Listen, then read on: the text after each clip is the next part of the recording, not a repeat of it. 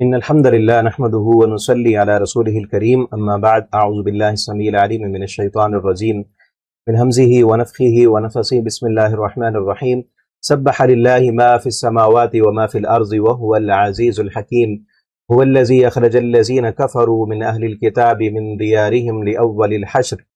تفسیر القرآن کا سبق آج انشاءاللہ ہم سورۃ الحشر کا فرسٹ رکوع پڑھیں گے۔ انتہائی اہم ترین سورت ہے، انتہائی توجہ کے ساتھ اس کو سماعت فرمائیں۔ سب سے پہلے نمبر پر تو اس کا جو پچھلی سورت کے ساتھ کانٹیکٹ ہے وہ ہم دیکھتے ہیں کہ پچھلی سورت میں اللہ رب العالمین نے یہ کہا تھا کہ الا ان حزب اللہ هم الغالبون، اللہ کی جماعت کامیاب ہونے والی ہے۔ جو حزب الشیطان ہیں، جو اللہ کے دشمن ہیں، جو اللہ کے دشمنوں کے ساتھ دوستی لگانے والے ہیں، وہ دنیا میں بھی ذلیل ہوں گے، آخرت میں بھی ان کے لیے رسوا کن عذاب ہے۔ تو دنیا میں ذلت کی ایک جھلک اس صورت میں نظر آتی ہے۔ جو نبی کریم صلی اللہ علیہ وسلم کے ساتھ منافقت کرتے تھے، دشمنی کرتے تھے، آپ صلی اللہ علیہ وسلم کا مذاق اور استہزاء کیا کرتے تھے، ان کے خلاف اللہ رب العالمین نے مسلمانوں کی مدد بھی کی اور ان پر مسلمانوں کا رعب طاری کر دیا اور انہیں اس دنیا کے اندر ذلت کا سامنا کرنا پڑا۔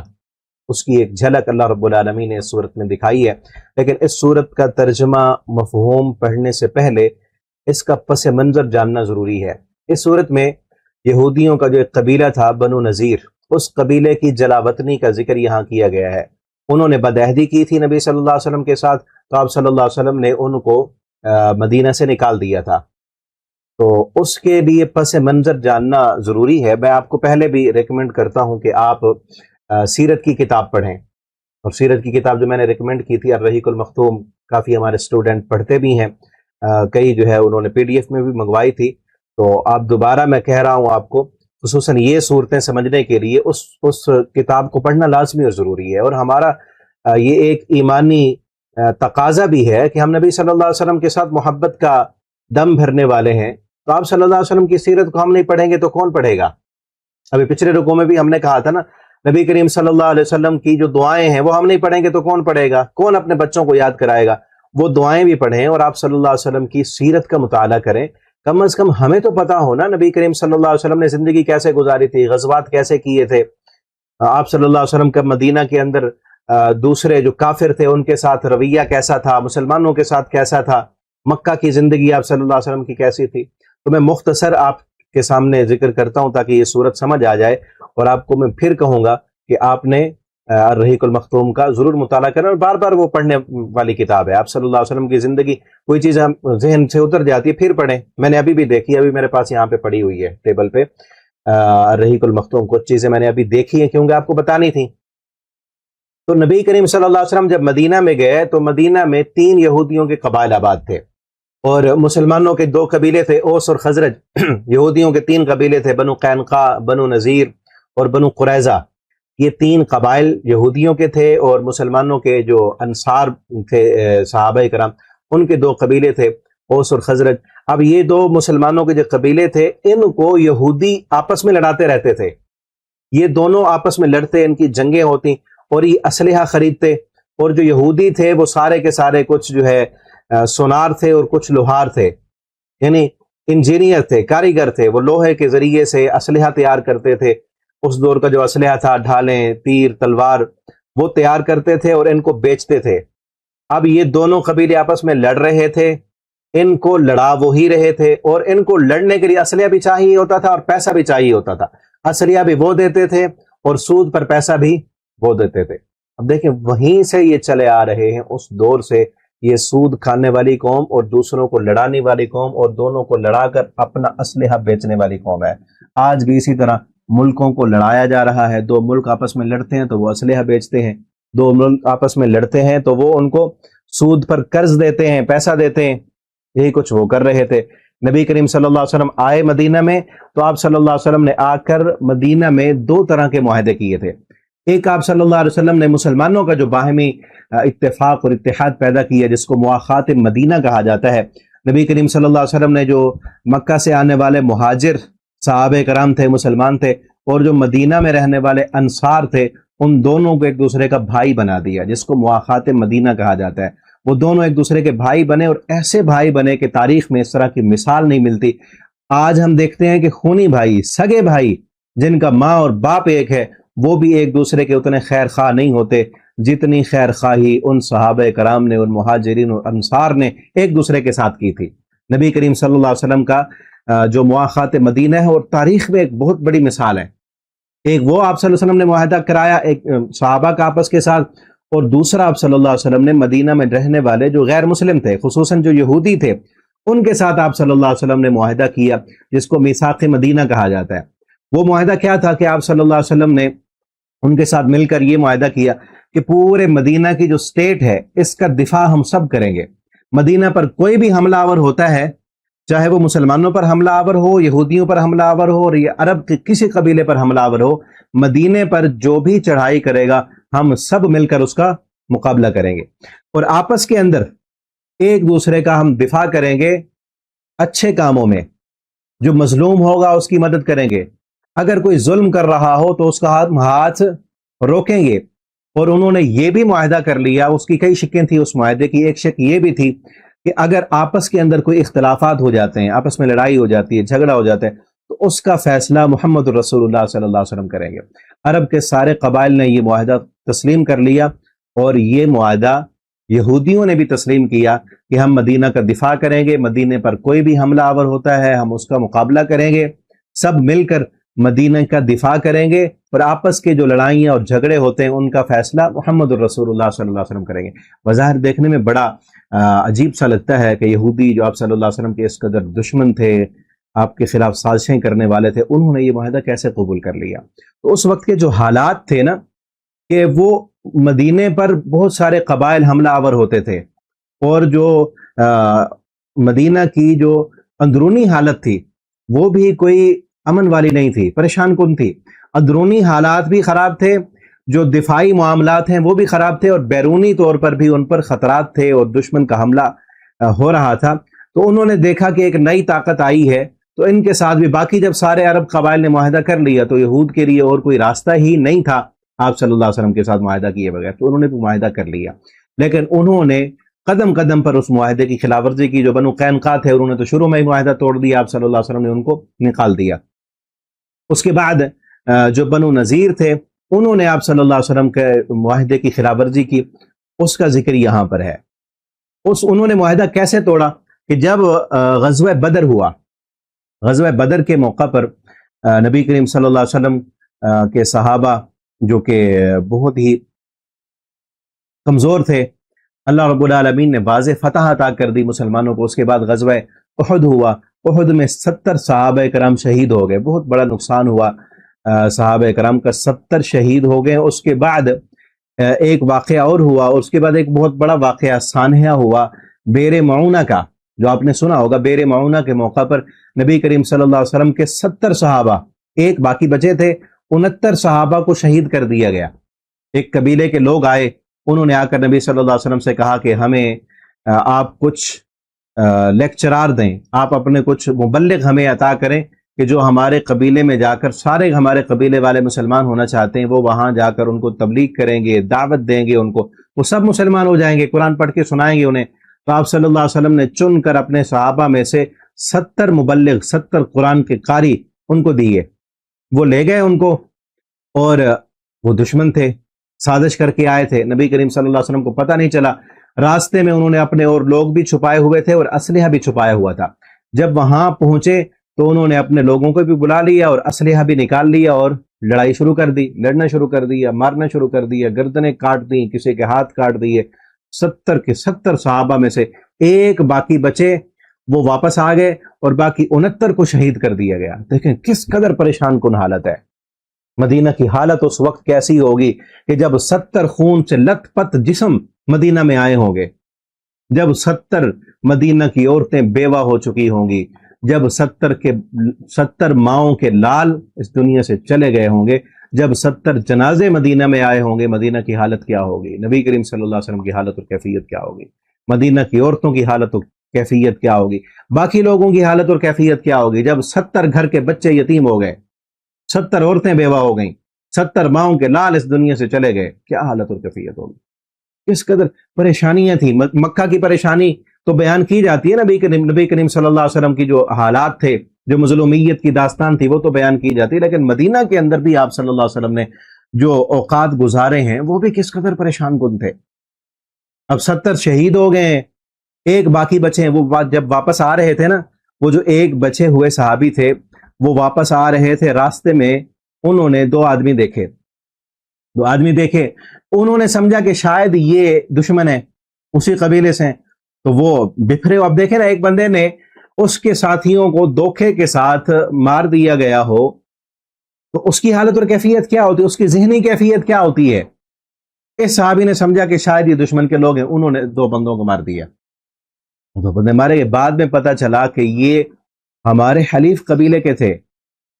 اب انہوں نے کہا کہ ہم تو لڑائی کرتے ہیں۔ آپ صلی اللہ علیہ وسلم نے ان کو کہا کہ غلطی سے مارے گئے، ہم اس کی دیت عطا کرتے ہیں، ہم اس کی دیت دیں گے، کیونکہ مدینے کا ڈیفنس جو ہے وہ سب نے کرنا تھا نا۔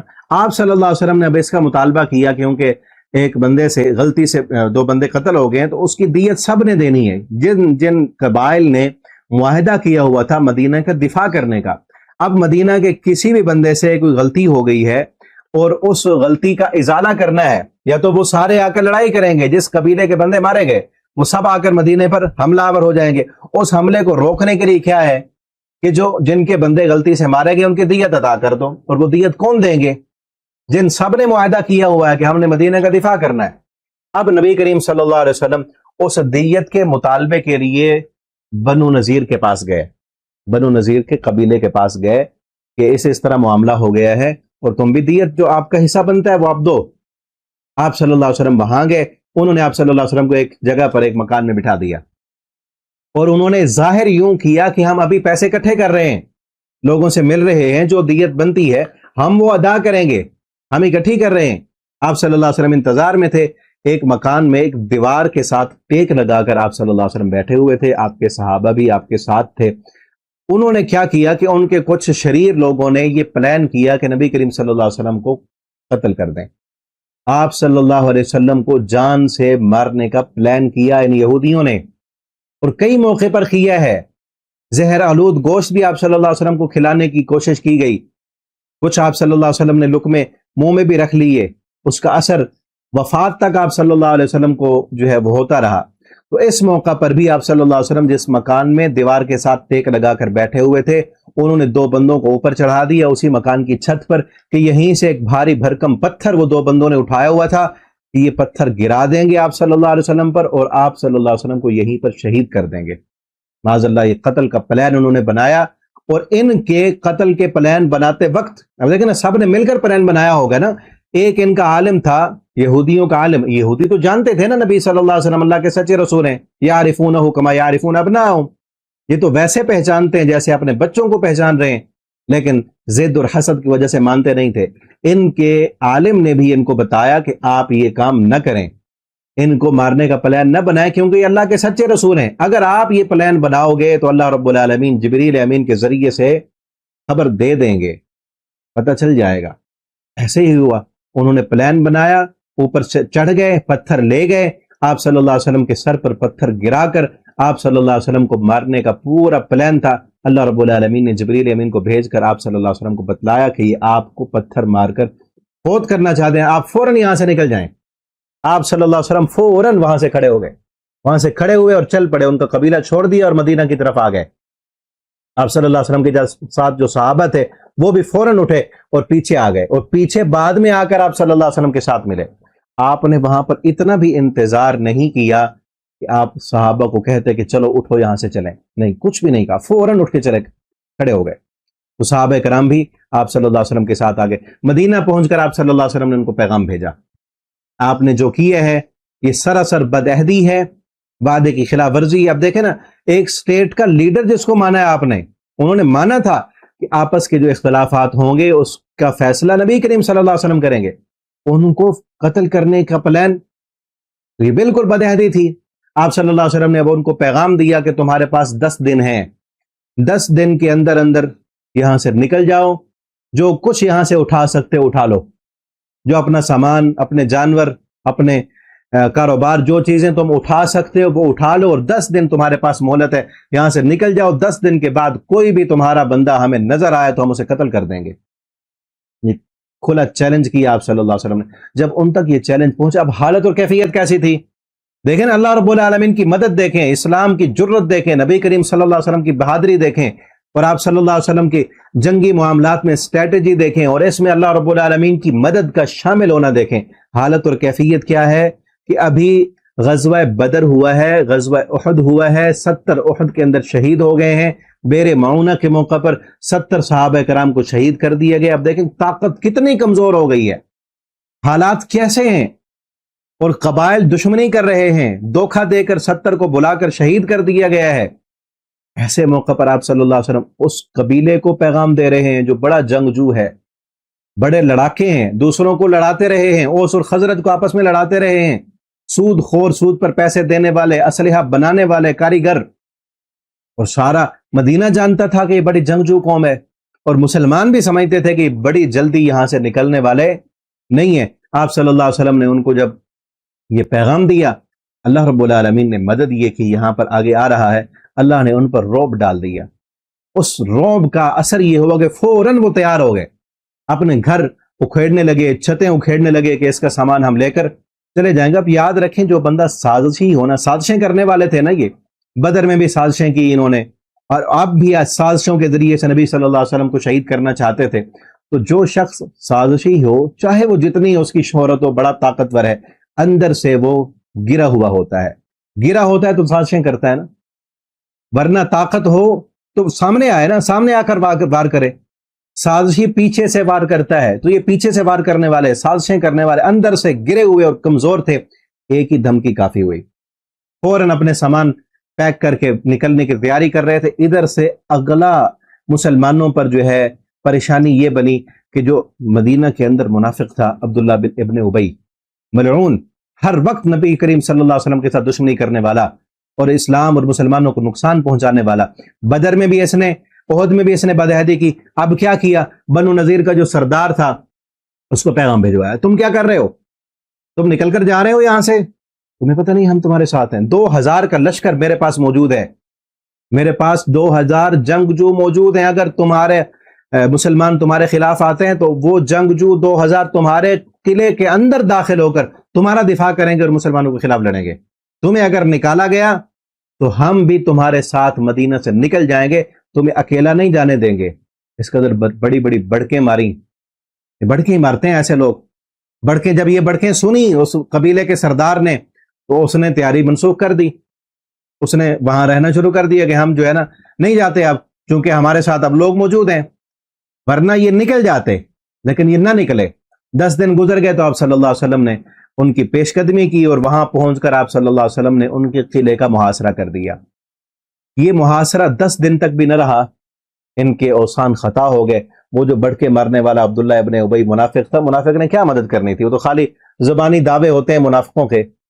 وہ نہ آیا، جب مدد نہ آئی پھر ان کے اوسان خطا ہو گئے، اور نبی کریم صلی اللہ علیہ وسلم سے کہنے لگے کہ جی ہمیں اجازت دے دو، بس ہم سے غلطی ہو گئی ہے، ہم یہاں سے نکل جاتے ہیں. آپ صلی اللہ علیہ وسلم نے فرمایا ٹھیک ہے نکل جاؤ، جو کچھ لے سکتے ہو لے لو. تو انہوں نے اپنے گھر اکھیڑے، گھروں کے چھت شتیر، جو سامان لے سکتے تھے، دروازے اور کھڑکیاں، وہ سب اکھیڑ کر لے گئے، اور اپنے گھروں کو بھی خود جو ہے توڑ دیا. اپنے ہاتھوں سے توڑ رہے تھے، آگے آ رہا ہے، اپنے ہاتھوں سے اس لیے توڑ رہے تھے کہ یہ بعد میں کسی دوسرے کے کام نہ آئے. جو چیز لے جا سکتے تھے وہ لے گئے، جو نہیں لے جا سکتے تھے اس کو خراب کر دیا کہ یہ گھر ہمارے کسی اور کے کام نہ آئے. پھر یہ سارے یہاں سے جو ہے نکل کر کچھ خیبر چلے گئے اور کچھ جو ہے وہ شام کی طرف چلے گئے. اب یہاں ایک اور بات بھی سمجھنا انتہائی ضروری ہے، کیونکہ کئی لوگ کہتے ہیں کہ مدینہ سے مسلمانوں نے ان کو نکال دیا تھا. مدینہ تو یہودیوں کا آبائی گاؤں تھا، آبائی شہر تھا. تو یہ بات بالکل تاریخ کے آئینے میں دیکھی جائے بالکل خلاف ہے. ان کا آبائی گاؤں مدینہ نہیں تھا، مدینہ کے اصل رہائشی تھے وہ اوس اور خزرج کے قبیلے والے تھے.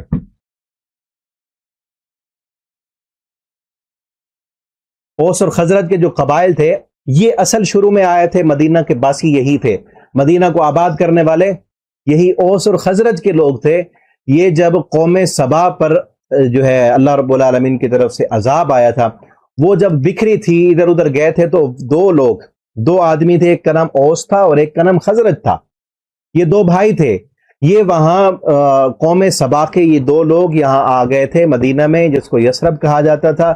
یثرب میں آ کر یہ دونوں آباد ہوئے تھے، اور اسی سے دو قبیلے چلے تھے، اوس اور خزرج۔ یہ دو آدمی تھے قوم سبا کے، یہ آئے تھے، انہوں نے آ کر سب سے پہلے مدینہ کو آباد کیا تھا۔ تو مدینہ کے اصل آباد کرنے والے اوس اور خزرج تھے، نہ کہ یہودی تھے۔ یہودی کب آئے مدینہ میں؟ آج یہی یہودی کلیم کرتے ہیں نا کہ مدینہ تو ہمارا آبائی گاؤں تھا، اور ہمارا جو ہے مسلمانوں نے ہمیں نکال دیا تھا، نبی کریم صلی اللہ علیہ وسلم نے ان کو نکالا، یہ چلے گئے خیبر میں۔ پھر حضرت عمر رضی اللہ تعالیٰ عنہ کے دور میں خیبر سے بھی ان کو نکال دیا گیا تھا۔ آج وہ یہ کلیم کرتے ہیں کہ ہمیں مدینہ سے نکالا گیا تھا تو ہم نے مدینہ دوبارہ لینا ہے۔ انہوں نے اپنا گریٹر اسرائیل کا جو نقشہ بنایا ہوا ہے اس میں مدینہ شامل کیا انہوں نے، کہ مدینہ سے ہمیں نکالا گیا تھا، مدینہ ہمارا ہے، لہٰذا ہم نے جانا ہے وہاں پر۔ تو تاریخ کے تناظر میں اگر دیکھا جائے تو مدینہ ان کا بنتا ہی نہیں ہے۔ مدینہ کو شروع میں آباد کرنے والے اوس اور خزرج تھے۔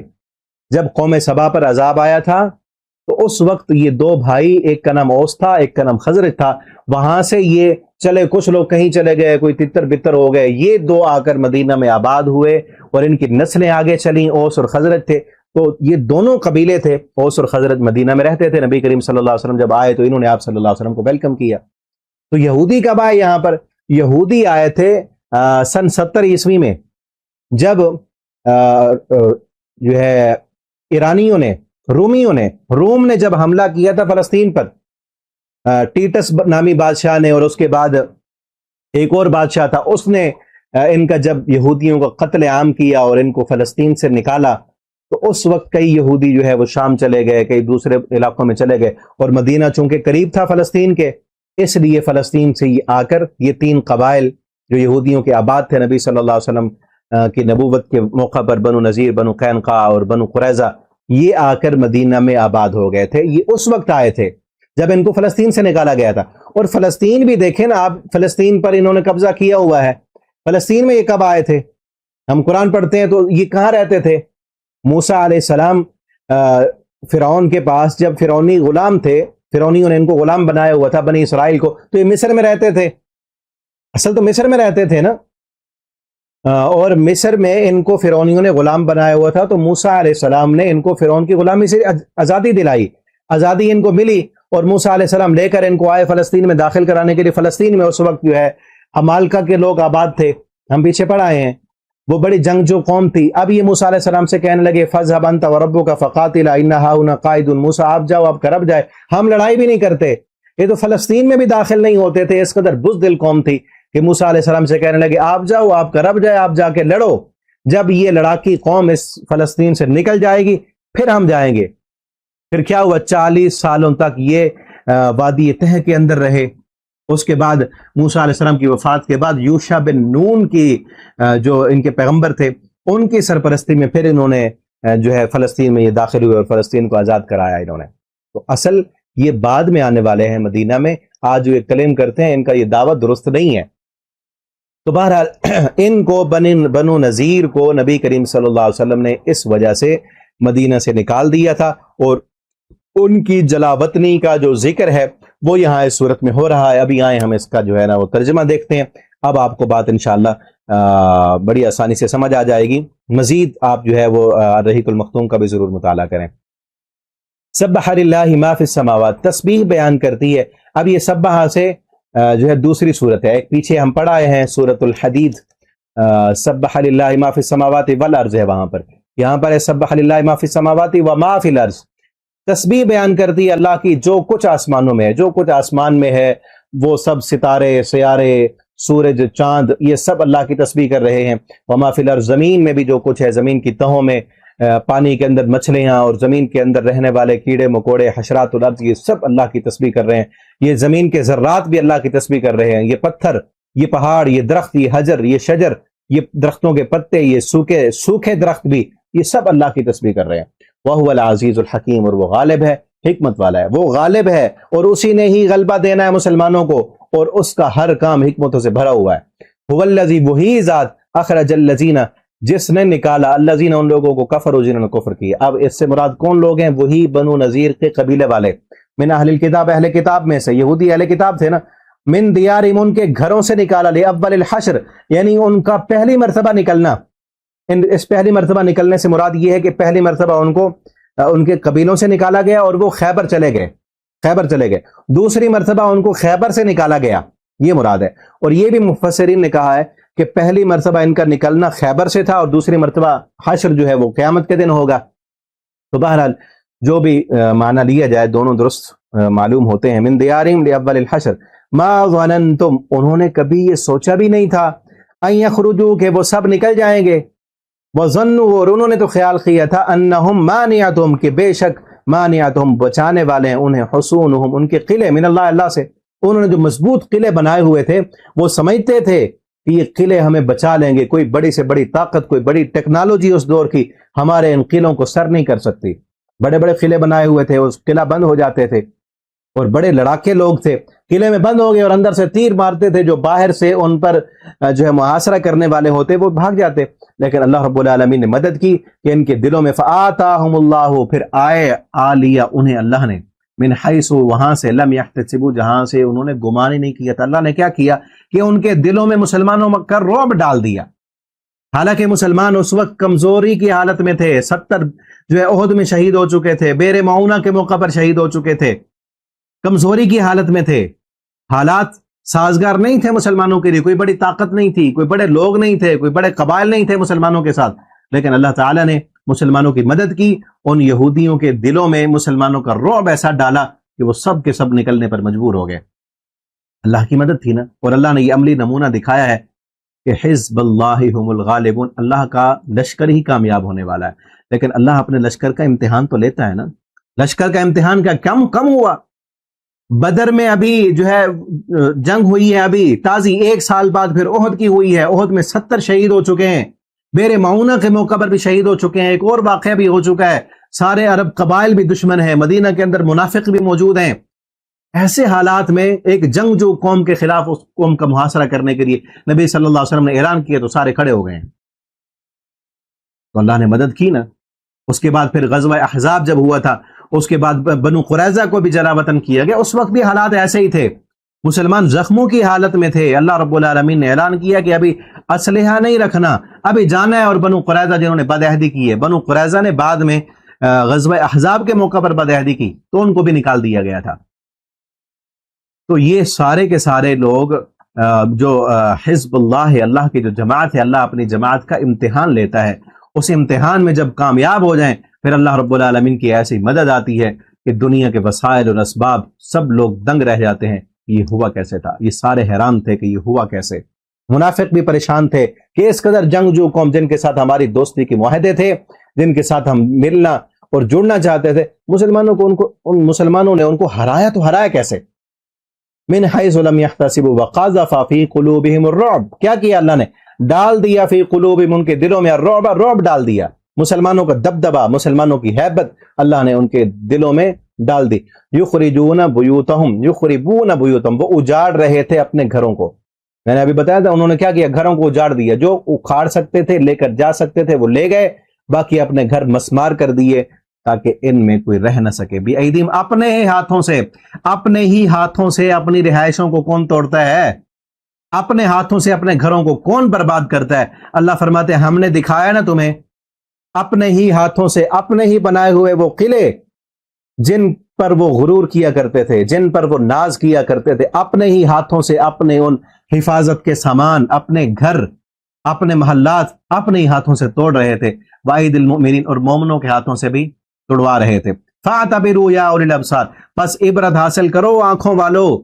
منافقو تم بھی عبرت حاصل کرو، بنو قریظہ والو تم بھی عبرت حاصل کرو. آج یہ لوگ جلا وطن کیے جا رہے ہیں، اللہ نے ان کے خلاف مسلمانوں کی مدد کی ہے، تو اللہ رب العالمین تمہارے خلاف مسلمانوں کی مدد کر سکتے ہیں. فَاعْتَبِرُوا يَا أُولِي الْأَبْصَارِ، عبرت حاصل کرو اس سے. اور آج بھی ہے عبرت ان واقعات سے. صرف اسی وقت کے لیے تو نہیں تھے نا وہ واقعات، آج کے لیے بھی ہیں. جو اندرونی سازشیں کرنے والے ہوتے ہیں، جو اوپر سے معاہدے کرنے والے اور اندر خانے قتل کے پلان کرنے والے، جو اوپر ساتھ ملنے والے اور اندر ساز باز کرنے والے، اپنی پراکسیز استعمال کر کے مسلمانوں کو نقصان پہنچانے والے، فَاعْتَبِرُوا، ان کے لیے عبرت ہے.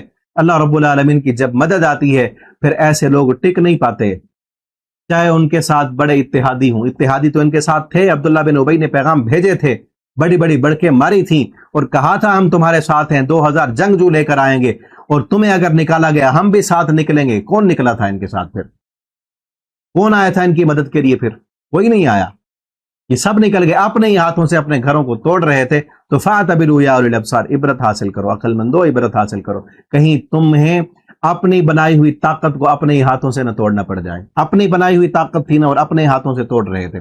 وَلَوْلَا أَن كَتَبَ اللَّهُ، اور اگر نہ ہوتا ایسا کہ اللہ نے لکھ دیا علیہم الجلا، ان پر جلا وطن ہونا، اگر اللہ نے ان پر جلا وطن ہونا نہ لکھا ہوتا، لَعَذَّبَهُمْ فی الدنیا، تو اللہ انہیں دنیا میں سزا دیتا، یعنی اللہ ان کو، مسلمان جیسے ان پر محاصرہ کر رہے تھے تو انہیں قتل کر دیتے سب کو۔ وَلَهُمْ فِي الْآخِرَةِ عَذَابُ النَّارِ، ان کے لیے آخرت میں بھی جہنم کا عذاب ہے۔ ذَلِكَ بِأَنَّهُمْ، اس وجہ سے کہ بے شک انہوں نے شاق اللہ، مخالفت کی اللہ کی، ورسول، اور اللہ کے رسول کی مخالفت کی، وَمَن يُشَاقِ اللَّهَ، اور جو مخالفت کرے گا اللہ کی، فَإِنَّ اللَّهَ شَدِيدُ الْعِقَابِ، اللہ اس کو سخت سزا دیں گے۔ اللہ نے دکھا دیا کہ کس طرح ان کو سزا ملتی ہے، پھر دنیا میں ذلت اور رسوائی ان کے مقدر کیسے بنتی ہے۔ مَا قَطَعْتُم مِّن لِّینَةٍ أَوْ تَرَکْتُمُوهَا، جو تم نے کاٹا کسی کھجور کے درخت کو، أَوْ تَرَکْتُمُوهَا، یا کسی کو چھوڑ دیا، ان کا جب محاصرہ کیا جا رہا تھا، بنو قریظہ کا جب بنو نذیر کا جب محاصرہ کیا جا رہا تھا اس کے قبیلے کا، تو اس وقت کچھ کھجور کے درخت تھے، کچھ درختوں کو آپ صلی اللہ علیہ وسلم نے حکم دیا کہ ان کو کاٹ دو، کچھ کو حکم دیا کہ ان کو جو ہے نا وہ کھڑا رہنے دو۔ تو منافقوں نے اعتراض کیا کہ یہ کیسا رسول ہے، کچھ درخت کٹوا دیے کچھ درخت باقی رکھے۔ تو اللہ رب العالمین نے کیا کہا، جو بھی تم نے کاٹے درخت اور جو تم نے چھوڑ دیے، قائمتن علی اصولہا، جو اپنی جو ہے جڑوں پر قائم ہے، اپنے تنوں پر جو درخت باقی ہیں، فباذن اللہ، ان درختوں کو کاٹنے کا حکم بھی اللہ نے دیا تھا، اور جو درخت تم نے چھوڑے ہیں ان کو چھوڑنے کا حکم بھی اللہ نے دیا تھا۔ آج جو لوگ کہتے ہیں کہ اللہ کا حکم صرف کتاب میں ہے، صرف قرآن کافی ہے، اللہ کا حکم حدیث میں نہیں ہے، ان کو چاہیے کہ قرآن سے دکھائیں اللہ نے قرآن کی کس آیت میں کھجوروں کو کاٹنے کا حکم دیا تھا۔ اس قبیلے کے جن کھجور کے درختوں کو کاٹا گیا تھا، قرآن کی کس آیت میں حکم ہے؟ اللہ تو فرماتے ہیں جو کاٹے گئے اور جو باقی رکھے گئے، فباذن اللہ، وہ اللہ کے حکم سے تھا۔ اگر اللہ کا حکم صرف قرآن میں ہے تو ان کھجوروں کو کاٹنے کا اور باقی رکھنے کا حکم دکھائیں کہاں پر ہے؟ منکرین حدیث سے یہ سوال ہے نا، کہاں پہ ہے وہ حکم؟ اللہ تو فرماتے ہیں ہم نے حکم دیا، وہ حکم رب کا کہاں ہے؟ جب تک حدیث کو نہ مانا جائے قرآن ہی سمجھ نہیں آتا۔ وہ حکم حدیث میں موجود ہے، نبی کریم صلی اللہ علیہ وسلم نے حکم دیا تھا ان درختوں کو کاٹ دو اور ان کو باقی چھوڑو۔ جب اعتراض کیا تو اللہ نے فرمایا ہم نے حکم دیا، فباذن اللہ، یہ اللہ کے حکم سے تھا۔ تو اس سے معلوم یہ ہوتا ہے قرآن میں بھی اللہ کا حکم موجود ہے، حدیث میں بھی اللہ کا حکم موجود ہے۔ قرآن بھی اللہ کی وحی ہے اور حدیث بھی اللہ کی وحی ہے۔ وَلِيُخْزِيَ الْفَاسِقِينَ، تاکہ نافرمانوں کو اللہ تعالیٰ رسوا کر دیں۔ وَمَا أَفَاءَ اللَّهُ، اور جو لوٹایا اللہ نے، مال فے جو عطا کیا مسلمانوں کو اللہ تعالیٰ نے، علی رسولی، اپنے رسول پر، منہم، ان میں سے، فما اوجفتم، تو نہیں تم نے دوڑائے ان پر، من خیل، کوئی گھوڑے، کوئی جنگ نہیں کرنی پڑی، کوئی لڑائی نہیں کرنی پڑی، محاصرہ ہی کیا تھا چند دن، وہ بھاگ گئے۔ اور باقی مال فے، مال غنیمت وہ ہوتا ہے کہ جو جنگ کے بعد ملے، مال فے وہ ہوتا ہے جو بغیر جنگ کیے مال مل جائے، وہ مال فے ہوتا ہے۔ وہ کن کے لیے؟ اللہ کے لیے اور اس کے رسول کے لیے۔ تم نے ان پر گھوڑے نہیں دوڑائے، ولا رکاب، کوئی اونٹ ان پر نہیں دوڑائے، ولکن اللہ یسلط رسلا، لیکن اللہ رب العالمین مسلط کر دیتے ہیں اپنے رسولوں کو، اپنے علی من یشاء، جس پر چاہتے ہیں، واللہ علی کل شیء قدیر، اللہ تعالیٰ ہر چیز پر خوب قادر ہیں۔ ما افاء اللہ، جو کچھ اللہ نے لوٹایا، علی رسول، اپنے رسول پر، من اہل القریٰ، ان بستیوں والوں میں سے، فللہ، تو وہ مال فیکن کے لیے، فللہ، اللہ کے لیے، وللرسول، اور اس کے رسول کے لیے، ولذی القربى، اور قرابت داروں کے لیے، والیتامى، یتیموں کے لیے، والمساکین، مسکینوں کے لیے، وابن السبیل، اور مسافروں کے لیے۔ کئی لا، یہ کیوں اللہ نے یہ مال عطا کیا ہے مسلمانوں کے ہاتھوں میں؟ اس لیے کئی لا یکون دولۃ بین الاغنیاء، تاکہ مال گردش کرنے والا نہ ہو اغنیاء کے درمیان۔ اللہ رب العالمین نے جو اسلام کا جو قانون بتایا نا، جو زکوٰۃ کا جو ایک سسٹم اسلام نے دیا ہے، اس میں کیا ہے کہ مال امیروں میں نہ رہے۔ جو دنیا کا قانون ہے، جو سودی نظام میں جکڑا ہوا ہے ملکوں کو، اس نظام نے، اس میں کیا ہے کہ امیر امیر تر ہوتا ہے۔ سودی نظام میں کیا ہے؟ امیر امیر تر ہوتا ہے اور غریب غریب سے غریب تر ہوتا ہے۔ یہ نظام ظالمانہ نظام ہے۔ اور جو زکوٰۃ کا نظام ہے اس میں کیا ہے؟ جس کے پاس زیادہ پیسہ ہے اس نے زیادہ زکوٰۃ دینی ہے، جس کے پاس کم ہے، نصاب تک پہنچتا نہیں، اس نے نہیں دینی۔ لیکن اس نظام میں کیا ہے؟ جو غریب ہے اس نے ٹیکس زیادہ دینا ہے، جس کے پاس جتنا زیادہ پیسہ ہے اتنا ٹیکس فری ہوتا جاتا ہے وہ۔ اس کا ٹیکس معاف ہو جاتا ہے۔ تو یہ ظلم کا قانون ہے، امیر امیر تر ہوتا ہے، غریب غریب تر ہوتا ہے۔ اللہ نے کیا قانون دیا ہے؟ زکوٰۃ والا، مال فے والا، مال غنیمت والا۔ اس میں کیا ہے؟ لِكَيْ لَا يَكُونَ دُولَةً بَيْنَ الْأَغْنِيَاءِ، مال جو ہے صرف امیروں کے ہاتھوں میں نہ رہے بلکہ نیچے تک بھی وہ جائے، نیچے تک بھی پہنچے، تاکہ غربتیں دور ہوں اور لوگوں کی پریشانیاں کم ہوں۔ وَمَا آتَاكُمُ الرَّسُولُ فَخُذُوهُ، جو تمہیں رسول دیں اسے لے لو۔ وَمَا نَهَاكُمْ عَنْهُ فَانْتَهُوا، اور جس سے تمہیں وہ روکیں فَانْتَهُوا، اس سے رک جاؤ۔ یہ اللہ حکم دے رہے ہیں۔ رسول اللہ صلی اللہ علیہ وسلم کی حدیث کو ماننے کا حکم کون دے رہے ہیں؟ رب۔ رسول اللہ صلی اللہ علیہ وسلم جس چیز کا حکم دیں اس کو مانو، جس چیز سے روکیں اس سے رک جاؤ۔ واتقوا اللہ، اللہ سے ڈر جاؤ۔ ان اللہ شدید العقاب، اللہ بہت سخت سزا دینے والے ہیں۔ للفقراء المہاجرین الذین، ان محتاجوں کے لیے، ان مہاجروں کے لیے، الذین اخرجوا من دیارہم، یہ مال فے کن کے لیے؟ ان مہاجروں کے لیے جو نکالے گئے من دیارہم، اپنے گھروں سے، واموالہم، اپنے مالوں سے۔ وہ مہاجر جو مکہ سے ہجرت کر کے مدینہ میں آئے تھے، ان کے گھر بھی مشرکین نے چھین لیے تھے، ان کے کاروبار بھی چھین لیے تھے، انہیں مجبور کر دیا گیا تھا ہجرت کرنے پر۔ یبتغون فضلا من اللہ ورضوانا، وہ سب تلاش کرتے ہیں فضلا، اللہ کا فضل، من اللہ، اللہ کی طرف سے، ورضوانا، اور اللہ کی خوشنودی۔ آج کئی لوگ میڈیا پر بیٹھ کر باتیں کرتے ہیں صحابہ کرام پر، کوئی کھلے الفاظ میں صحابہ پر تنقید کرتا ہے، کوئی کھلے الفاظ میں صحابہ پر تنقید کر رہا ہوتا ہے، کوئی ڈھکے چھپے الفاظ میں صحابہ کرام کی اہانت کرتا ہے، توہین کرتا ہے، اور کہتے ہیں کہ یہ معاذ اللہ مال لینے آئے تھے، یہ دنیا کے طالب تھے، عہدے لینے آئے تھے۔ رب کا قرآن کیا کہتا ہے؟ آج کے میڈیا کے سکالر نام نہاد، ان کی بات مانو گے یا قرآن کی بات مانو گے؟ یہ میڈیا پر بیٹھنے والے نام نہاد سکالر یہ کہتے ہیں کہ معاذ اللہ صحابہ کرام دنیا طلب کرنے آئے تھے، دنیا چاہتے تھے، اور رب کا قرآن کیا کہتا ہے؟ یبتغون فضلا، یہ اللہ کا فضل تلاش کرنے آئے تھے، ورضوانا، اللہ کی رضامندی چاہنے آئے تھے، وینصرون اللہ ورسولہ، اور وہ سب مدد کرتے ہیں اللہ کی اور اس کے رسول کی۔ یہ آج کا سکالر کہتا ہے، نام نہاد صحابہ پہ باتیں کرنے والا، یہ کہتا ہے کہ صحابہ مال لینے آئے تھے۔ رب کا قرآن کہتا ہے صحابہ مال لینے نہیں آئے، صحابہ مال دینے آئے تھے۔ سیدنا ابوبکر صدیق نے گھر کا سارا سامان دے دیا، صحابہ تو مال لٹانے آئے تھے، اسلام کے لیے قربانیاں دینے آئے تھے، اپنی جانیں قربان کرنے آئے تھے۔ ہجرت کے موقع پر سارے صحابہ جنہوں نے بھی ہجرت کی، اپنا گھر، اپنا کاروبار، اپنا مال، اپنا سب کچھ قربان کر دیا۔ ینصرون اللہ ورسولہ، وہ اللہ اور اس کے رسول کی مدد کرنے والے ہیں۔ یبتغون فضلا، اللہ کا فضل تلاش کرنے والے، اللہ کی جنت کے طلبگار ہیں۔ یہ دنیا کے طلبگار نہیں ہیں، یہ دنیا کی دولتوں کے طلبگار نہیں ہیں، یہ تو وہ جماعت ہے جس نے اسلام قبول کیا اور اپنی ساری دنیا کی جو آسائشیں تھیں، جو آرام تھا، وہ سب چھوڑ دیا۔ اللہ کے دین کے لیے ان کو پیٹ پر پتھر باندھنے پڑے، رب کے دین کے لیے ان کو دور دراز کے سفر کرنے پڑے، رب کے دین کے لیے ان کو بھوکا رہنا پڑا، درختوں کے پتے کھانے پڑے۔ یہ درختوں کے پتے کھا کر اپنے رب سے راضی ہو گئے، یہ پیٹ پہ پتھر باندھ کے اپنے رب سے راضی ہو گئے، کئی دن بھوکے رہ کر اللہ کے راستے میں جہاد کر کے اپنے رب پہ راضی تھے۔ یہ کھجور کی سوکھی گٹھلیاں چوس کر بھی اپنے رب پہ راضی تھے، سارا دن اللہ کے راستے میں جہاد کرتے تھے، اپنے بچے کٹا کر، اپنے جسم چھلنی کروا کے، خون کے فمبارے ان کے جسموں سے نکل رہے ہوتے تھے، تب بھی یہ کہتے تھے ہم اپنے رب پہ راضی ہیں۔ ابھی واقعہ میں نے بتایا نا آپ کو، بیر معونہ کے موقع پر جب 70 نبی صلی اللہ علیہ وسلم کے صحابہ کو شہید کیا گیا، اس وقت وہ کیا کہہ رہے تھے؟ جب مدینہ میں ان کی لاشیں آئی تھیں، وہ خون میں لت پت جسم، 70 جنازے جب مدینہ میں آئے تھے، اٹھائیں تاریخ کی کتابیں، کسی نے بھی زبان سے کوئی ایسا جملہ بولا تھا جو اللہ کی ناراضگی والا ہو؟ کسی نے بھی واویلا کیا تھا؟ کسی نے بھی کہا تھا ہمارے ساتھ دھوکا ہو گیا؟ کسی عورت نے یہ کہا ہو کہ میں ماری گئی، میرا شوہر چلا گیا؟ 70 عورتیں بیوہ ہو گئی تھیں، 70 ماؤں کے لال چلے گئے تھے، لیکن ایسے موقع پر بھی سب اپنے رب پہ راضی تھے، سب اپنے رب پہ راضی تھے۔ چاہتے کیا تھے؟ یبتغون فضلا، اللہ کا فضل تلاش کرتے تھے، اللہ کی جنت کے طلبگار تھے۔ وینصرون اللہ، ان 70 نے جانیں قربان کر کے، اپنا مال لٹا کر، ینصرون اللہ، اللہ کے دین کی مدد کی۔ کیوں گئے تھے وہاں پر؟ رب کے دین کی تبلیغ کرنے کے لیے۔ ان لوگوں نے آ کر کہا تھا ہمارے قبیلے میں لوگوں کو بھیجیں، اپنے قاری بھیجیں، وہ قرآن سنائیں گے، تبلیغ کریں گے، اور سارا قبیلہ مسلمان ہو جائے گا۔ وہ تو اسلام کی تبلیغ کے لیے جا رہے تھے، دین کی مدد کے لیے جا رہے تھے، اللہ کے دین کی نصرت کے لیے جا رہے تھے۔ اور اللہ کیا فرماتے ہیں؟ ینصرون اللہ، یہ اللہ کی مدد کرنے والے تھے۔ اور جب انہیں شہید کیا جا رہا تھا، ان کے جسموں میں تیر مارے جا رہے تھے، ان کے جسموں کو کاٹا جا رہا تھا، خون کے فمبارے نکل رہے تھے، اپنی زبانوں سے وہ کہہ رہے تھے بلغوا عنا قومنا انا قد لقینا ربنا رضی عنا وارضعنا، ہمارے پیغمبر صلی اللہ علیہ وسلم کو جا کر بتلا دو کہ ہمارے جسموں کو کاٹا جا رہا ہے، خون کے فوارے نکل رہے ہیں، ہماری زبانیں کیا کہہ رہی ہیں؟ انا قد لقینا ربنا، ہم اپنے رب سے ملاقاتیں کر رہے ہیں۔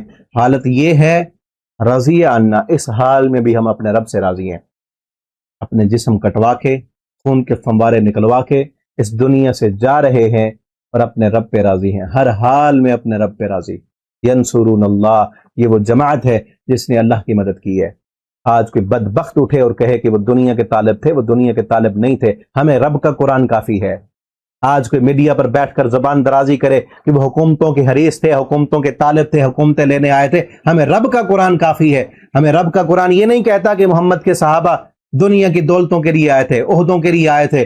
رب کا قرآن یہ ہمیں اعلان کرتا ہے یبتغون فضلا، وہ رب کی جنت تلاش کرنے آئے تھے، وہ رب کی رضامندی و رضوانا، اللہ کو راضی کرنے کے لیے آئے تھے۔ وہ اپنا مال کیوں قربان کرتے تھے؟ دنیا لینے کے لیے، شہرت کے لیے، نمود کے لیے، اپنی حکومت چلانے کے لیے نہیں۔ رب کا قرآن کہتا ہے اپنا مال وہ خرچ کرتے تھے، کس لیے؟ یبتغون فضلا ورضوانا، اللہ کی رضامندی کے لیے اللہ کے راستے میں اپنا مال دیتے تھے۔ وینصرون اللہ، اپنا مال دے کر اللہ کی بھی مدد کی ہے انہوں نے، ورسول، اللہ کے رسول کی بھی مدد کی ہے، انہوں نے اسلام کی مدد کی ہے۔ یہ وہ جماعت ہے صحابہ کرام کی جنہوں نے اپنا خون دیا اسلام کے اس پودے کے لیے۔ آج دین ہم تک پہنچا، اسلام ہم تک پہنچا، ہم قرآن پڑھ رہے ہیں، اپنے گھروں میں سکون سے بیٹھ کر اللہ کی عبادت کرتے ہیں، تو یہ دین ہم تک پہنچانے میں صحابہ کرام کا خون شامل ہے، صحابہ کا خون شامل۔ اگر وہ قربانیاں نہ دیتے، وہ نبی کریم صلی اللہ علیہ وسلم کے دین کو آگے نہ پہنچاتے، اپنی جانیں نہ کھپاتے، تو آج ہم تک یہ دین نہ پہنچتا۔ آج ہم بھی ہندوؤں کی طرح اپنے سامنے بتوں کو رکھ کر ان کے سامنے سجدہ کرنے والے ہوتے۔ آج ہمیں توحید کی سمجھ ہے، رب کے قرآن کا پتہ ہے، اللہ کے دین کی معرفت ہے، ہمیں جو اسلام کے احکامات آتے ہیں، ہم رب کے سامنے سر جھکانے والے ہیں۔ تو اس کے پیچھے صحابہ کرام کی قربانی ہے، ان قربانیوں کو فراموش نہ کیجیے، بلکہ وہ کام کیجیے جس کام کی ذمہ داری اللہ نے ہمیں یہاں پر لگائی ہے۔ صحابہ کی تعریف کرنے کے بعد اللہ ایک ذمہ داری بھی دے رہے ہیں ہمیں، وہ دیکھیں اولئک هم الصادقون، اللہ فرماتے ہیں یہ سب سچے ہیں، یہ سچوں کی جماعت ہے۔ والذین تبوؤا الدار، اور وہ لوگ تبوؤا الدار جنہوں نے اپنے گھر کھول دیے، اپنے گھر میں جگہ دی، یعنی مہاجرین کو، مدینہ میں آنے والے مہاجرین کو مدینہ کے انصار نے اپنے گھر میں جگہ دی، بل ایمان کو جگہ دینے والے مہاجرین اپنا سب کچھ قربان کر کے آنے والے اور قربانیاں دینے والوں کو اپنے گھر، اپنے کاروبار میں شریک کرنے والے، من قبلہم، ان سے پہلے، یحبون، وہ محبت کرتے ہیں، من، ان سے، ہاجر الیہم، جو ہجرت کر کے آئے ہیں ان کی طرف، ولا یجدون فی صدورہم حاجہ، اور وہ اپنے سینوں میں ذرہ برابر بھی کٹھن نہیں محسوس کرتے۔ آج ہوتا ہے نا، آ گیا ہے مہمان، گھر میں جگہ نہیں ہے، کھانا نہیں ہے، دل میں کٹھن ہے، کہاں سے آ گیا یہ، لیکن پھر بھی کر رہے ہوتے ہیں مروت کے لیے، لوگوں کو دکھانے کے لیے، منہ رکھنے کے لیے۔ اللہ فرماتے ہیں یہ منہ رکھنے کے لیے نہیں کر رہے، یہ مدینہ کے جو انصار ہیں منہ رکھنے کے لیے مدد نہیں کر رہے تھے۔ یہ مدینہ کے انصار جب مسلمانوں کی مدد کر رہے تھے، مہاجرین کی مدد کر رہے تھے، یہ مدد بھی اللہ کی رضا کے لیے کر رہے تھے۔ انہوں نے اپنے گھر چھوڑے تھے تو اللہ کی رضا کے لیے، اپنے بچے قربان کیے تھے تو اللہ کی رضا کے لیے، اپنے کاروبار چھوڑ کے آئے تھے تو اللہ کی رضا کے لیے۔ یہاں جب مدینہ میں پہنچے، مدینہ کے انصار نے ان کو اپنے گھر بھی دیے، اپنے کاروبار میں بھی شریک کیا، ان کو اپنا بھائی بنا لیا۔ کس لیے؟ دل میں کوئی تنگی نہیں تھی، اللہ کی رضامندی کے لیے کیا سب کچھ۔ وَلَا يَجِدُونَ فِي صُدُورِهِمْ حَاجَةً مِّمَّا أُوتُوا وَيُؤْثِرُونَ عَلَىٰ أَنفُسِهِمْ، اور وہ سب ترجیح دیتے اپنے نفسوں پر، اپنی جانوں پر دوسروں کو ترجیح دینے والے۔ وَلَوْ كَانَ بِهِمْ خَصَاصَةٌ، اگرچہ ان کو سخت ضرورت ہی کیوں نہ ہو، سخت ضرورت کے وقت اپنا مال اپنے بھائیوں کو دینے والے، خود بھوکے رہ کر، خود پیٹ پہ پتھر باندھ کے، اپنے بچوں کو بھوکا سلا کے دوسروں کو کھانا کھلانے والے۔ یہاں پر حدیث میں ایک واقعہ بھی آتا ہے، صحیح البخاری میں اور دیگر کتب حدیث میں بھی واقعہ موجود ہے۔ نبی کریم صلی اللہ علیہ وسلم کے پاس ایک مہمان آیا، آپ صلی اللہ علیہ وسلم کے پاس مسجد نبی میں مہمان آتا ہے، آپ نے پہلے اپنے گھر میں خادم بھیجا، 11 گھروں میں پتہ کرایا، کھانے کو کچھ نہیں ملا۔ اپنے گھروں کی بھی حالت دیکھ لیں، مہینے بھر کا راشن موجود ہوتا ہے، سال بھر کی گندم موجود ہوتی ہے، لیکن اس کے باوجود بھی ہمارے حالات دیکھ لیں، کس قدر شکر گزاری اور کتنی ناشکریاں کرتے ہیں ہم۔ 11 گھر ہیں اور 11 گھروں میں کھانے کو کچھ نہیں ملا ہے۔ پھر آپ صلی اللہ علیہ وسلم نے مسجد میں بیٹھ کے اعلان کیا ہے، اللہ کے اس مہمان کو کھانا کون کھلائے گا؟ ایک انصاری صحابی کھڑے ہوئے، کہا اللہ کے پیغمبر میں کھانا کھلاؤں گا۔ گھر میں گئے، بیوی نے کہا کہ آج تو کھانا صرف بچوں کے لیے تھا، ہمارے لیے بھی نہیں ہے، لیکن کوئی بات نہیں، رب کا مہمان آیا ہے، اللہ کی رحمت آئی ہے، تو آج بچوں کو ایسے ہی سلا دوں گی۔ کھانا مہمان کو کھلائیں گے، بچوں کو تھپکی دی، دلاسا دیا اور بھوکا سلا دیا بچوں کو۔ اور پھر دستور عرب ہے، جب تک میزبان مہمان کے ساتھ کھانا نہ کھائے تو مہمان کھانا نہیں کھاتا۔ اب وہ بیوی کہنے لگی اپنے شوہر سے، کھانا تو کم ہے، مہمان کے ساتھ تم بھی کھانا کھاؤ گے تو مہمان تو بھوکا رہ جائے گا۔ ایسے کرنا کہ چراغ کو درست کرنے کے بہانے ہم چراغ بجھا دیں گے، تم خالی ہاتھ کھانے کی طرف لے جانا، خالی ہاتھ منہ کی طرف لے آنا، مہمان سمجھے گا آپ بھی کھانا کھا رہے ہو، مہمان پیٹ بھر کے کھانا کھا لے گا، مہمان راضی ہو جائے گا تو ہمارا رب بھی ہم پہ راضی ہو جائے گا۔ اسی طرح کیا، اس ماں نے بچوں کو بھوکا سلایا، خود بھی بھوکے سوئے، پھر چراغ بجھا دیا، خالی ہاتھ برتن کی طرف لے گیا، خالی ہاتھ منہ کی طرف لے آیا، مہمان نے سمجھا کہ میزبان بھی کھانا کھا رہا ہے، مہمان نے پیٹ بھر کے کھانا کھا لیا۔ لاؤ کوئی ایسی مثال، لاؤ ایسی مثال۔ ایسی مائیں تو آج مل جائیں گی جو اپنے پیٹ پہ پتھر باندھ کے، اپنے منہ سے نوالا نکال کے اپنے بچوں کو کھلانے والی ہوں، دوسروں کے منہ سے نوالے نکال کے اپنے بچوں کو کھلانے والی مائیں تو مل جائیں گی، لیکن ایسی ماں کائنات میں نہیں ملے گی۔ چراغ لے کر ڈھونڈو ایسی ماں جو اپنے بچوں کو بھوکا سلا دے، اپنے بچوں کے منہ سے نوالے نکال کر رب کے مہمانوں کو کھلانے والی ہو۔ آج تو حالت اور کیفیت یہ ہے کہ مہمان آ جائے نا مسجد میں تو نمازی جی چراتے ہیں کہ کہیں کھانا نہ کھلانا پڑ جائے، اور گھر میں بھی پہنچ جائیں تو بیویاں آگے سے کہہ رہی ہوتی ہیں تم نے ٹھیکہ لیا ہوا ہے سارے مہمانوں کا، آ گیا تو کوئی اور کھلا لیتا، سارا دن کام کر کر کے میں تھکی ہوں، اب مہمان کے لیے کھانا پکاؤں۔ یہ نبی صلی اللہ علیہ وسلم کی صحابیہ تھی جو رب کے مہمانوں کے لیے خرچ کرنے والی۔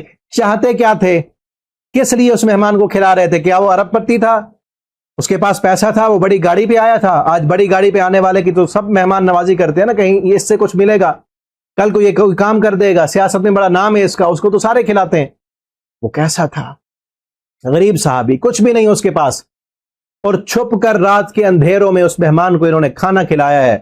اللہ رب العالمین کو ادا اتنی پسند آئی ہے کہ رب نے قرآن بنا دیا، فرمایا یؤثرون علی انفسہم، اپنے نفسوں پر دوسروں کو ترجیح دینے والے، ولو کان بہم خصاصہ، حالانکہ ان خود کو بڑی ضرورت ہوتی ہے، خود بھوکے رہتے ہیں، بچوں کو بھوکا سلاتے ہیں اور مہمانوں کو کھانا کھلاتے ہیں۔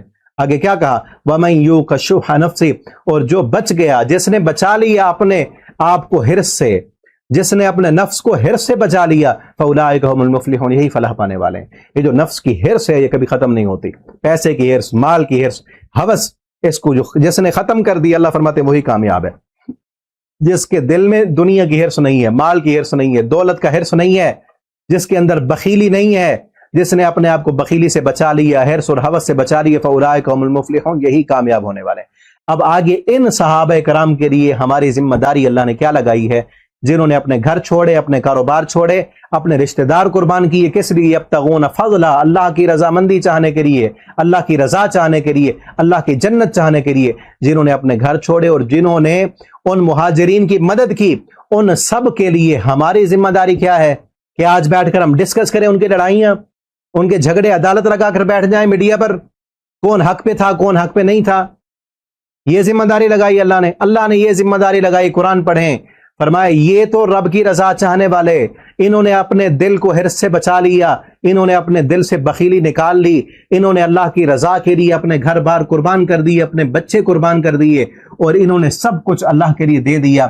اب بعد میں آنے والے ان کی ذمہ داری کیا ہے؟ والذین جاؤ من بعدہم، وہ لوگ جو ان کے بعد آئیں وہ کیا کریں؟ یقولون، وہ سب کہتے ہیں ربنا اغفر لنا، اے اللہ تو ہمیں بھی معاف فرما، ہمارے گناہوں کو معاف کر دے، وَلِإِخْوَانِنَا الَّذِينَ، اور اللہ ہمارے ان بھائیوں کو بھی معاف کر دے، سبقونا بالایمان، جو ایمان میں ہم سے سبقت لے گئے۔ سب سے پہلے سبقونا والسابقون الاولون من المہاجرین والانصار، وہ انصار صحابہ، وہ مہاجر صحابہ، ان سب کے لیے بعد میں آنے والے مسلمانوں کی یہ ذمہ داری ہے کہ وہ ان کے لیے بھی اللہ سے دعائیں کرتے رہیں۔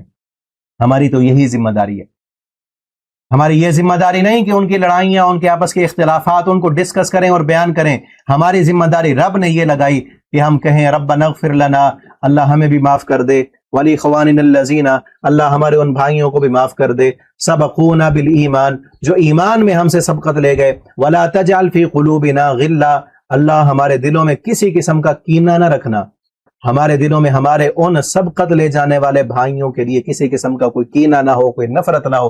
جس کے دل میں صحابہ کرام کے لیے ذرہ برابر بھی نفرت ہے، کینہ ہے، اس کے دل میں ایمان نہیں آ سکتا، ایمان سے خالی ہو جاتا ہے وہ دل، کیونکہ رب نے یہ دعا سکھائی ہے کہ اپنے ان جو تمہارے لیے نمونہ ہے ہدایت کے، جن جیسا ایمان تم نے لانا ہے، فَإِنْ آمَنُوا بِمِثْلِ مَا آمَنْتُمْ بِهِ فَقَدْ اهْتَدَوْا، ان کے لیے دل میں ذرہ برابر بھی کوئی میل نہیں ہونا چاہیے، بلکہ ان کے لیے دعا کرنی ہے کہ رب، اے ہمارے رب ہمیں بھی معاف کر دے اور ہمارے ان بھائیوں کو بھی معاف کر دے، اور ہمارے دلوں میں کوئی کینہ نہ رکھنا۔ للذین، ان لوگوں کے لیے آمنوا جو ایمان لائے، ربنا انک رؤوف الرحیم، اے ہمارے رب بے شک تو بہت رؤوف ہے، بہت شفقت کرنے والا ہے، رحیم بہت بڑا مہربان ہے۔ اللہ تعالی ہمیں اس دعا کو پڑھنے کی توفیق عطا فرما دیں۔ اللہ تعالی ہمیں جب بھی زندہ رکھیں صحابہ کرام کی سیرت کو پڑھنے والا، ان جیسا کردار اپنانے والا بنائیں۔ بارک اللہ لی ولکم فی القرآن العظیم ونفعنی وإیاکم فی الآیات والذکر الحکیم۔ والسلام علیکم ورحمۃ اللہ وبرکاتہ۔